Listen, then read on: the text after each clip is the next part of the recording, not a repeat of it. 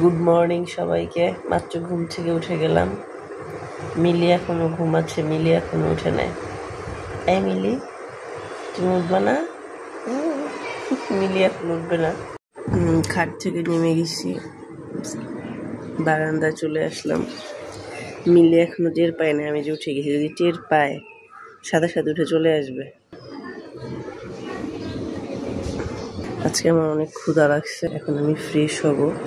এখন হচ্ছে আমি ব্রাশ করব।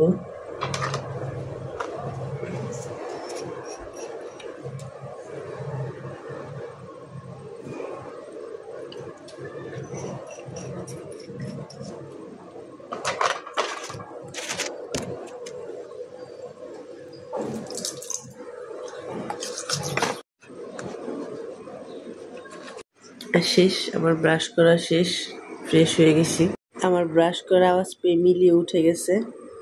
মিলি আসো, এই মিলি আসো। মিলি, তোমার ঘুম শেষ? তুমি আওয়াজ পেয়ে উঠে গেছো? আরে বাবা, আরে বাবা রে, আদর আদর করবো। আদর নিবে সে এখন আদর নিবে। হয়েছে হয়েছে, অনেক আদর হয়েছে।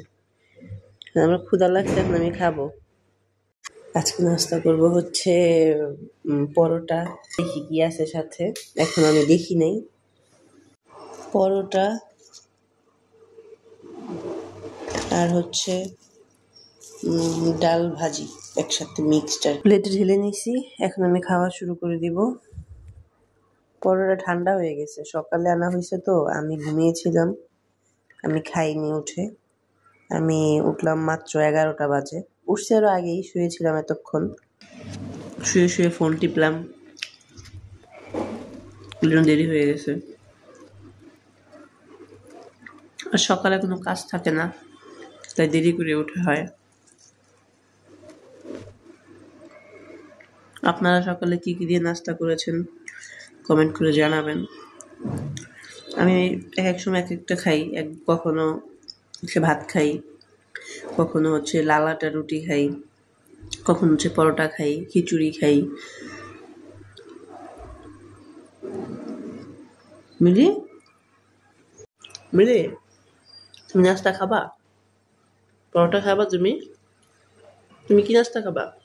মিলি খাবে হচ্ছে মাছ ভাত। আমি খেয়েই মিলিকে মাছ সিদ্ধ করে ভাত দিয়ে মেখে দিব, তারপর হচ্ছে মিলি খাবে। এমনি তো মিলি সকাল সকাল ঘুম থেকে উঠলে খায় না, অনেক লেট করে খায়। চেয়ারের ফাঁক দিয়ে আমার দিকে তাকায় আছে। কে? আমাকে ডাকে মা। আমার নাস্তা করা শেষ, এখন হচ্ছে মিলি নাস্তা করবে। মিলিকে খাবার দিব। এখন এটা আমি সিদ্ধ করব, সিদ্ধ করে ভাত দিয়ে দিব। এই যে তার মাছের গ্রানে পিছন পিছন চলে আসছে। কে? মিলুনু, দাঁড়াও দিচ্ছি। এই মিলু, তোমার ক্ষুধা লাগছে? তোমার ক্ষুধা লাগছে মিলি? তোমার ক্ষুধা লাগছে? হয়ে গেছে। আজকে আর ভাত নেই, ভাত নষ্ট হয়ে গেছে, তাই শুধু মাছ সিদ্ধ করে দিয়ে দিলাম দুটো। ওটাই খাবে সে আজকে, আবার সন্ধ্যার দিকে খাবে ভাত। এই যে দুষ্টুটাকে খাবার দিয়েছি না খেয়ে, এখন যে জানলায় বসে আছে। না, মিলির আর আমার সকালটা এভাবেই শুরু হয়। আপনারা কি কি করেন অবশ্যই কমেন্ট করে জানাবেন। আর ভিডিওটি ভালো লাগলে অবশ্যই লাইক দিবেন, শেয়ার করবেন। ভালো থাকবেন, আল্লাহ হাফেজ।